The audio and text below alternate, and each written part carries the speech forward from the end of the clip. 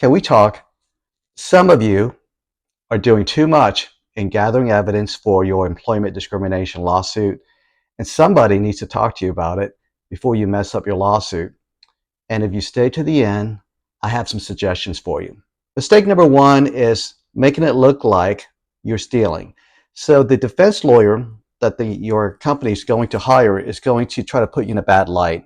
If you remove evidence of discrimination or sexual harassment or of your work performance, you may be removing something that's considered company property. Okay, so if you do that, naturally the employer is going to try to argue that you stole that evidence. You stole company property. They don't care what it proves or the point you were making by removing it.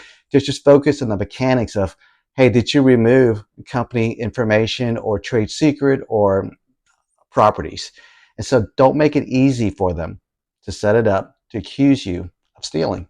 I know you won't do this, but employers will argue that you're destroying company property when you're leaving, because after you left, no one's there to speak for you. So be careful of destroying or deleting things that you normally do, because they can accuse you of misplacing or destroying certain company properties. Mistake number three is being accused of lying. So when you complain about discrimination, sexual harassment, or you're blowing the whistle, you may be interviewed by the ethics investigator, and they may ask you questions. And one of the things that a lot of my clients do is they record conversation that will be helpful for their employment lawsuit later on. It's okay, it's legal in most cases to record the conversation. It is not okay to lie about having recorded it. So a lot of companies set up this trap two ways. One is they have a policy: you're not allowed to record at work, even though you are. It's an illegal, unenforceable policy, but they have it anyways.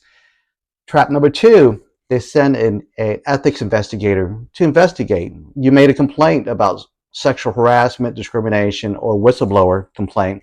They'll come and investigate, but then they'll ask you, hey, did you record any of these conversations, or did you record any conversation with other employees? And then you will think you have a guilty conscience with the way they ask. So you'll just say, no, I didn't. Trap number three is they'll say, well, it's grounds for termination if you lie to an ethics investigator. So here are my solutions. Lying to an investigator, don't lie. Just tell them the truth, that you did record it. It's okay. Destroying property, don't delete anything. Take an inventory of everything, and don't remove any properties.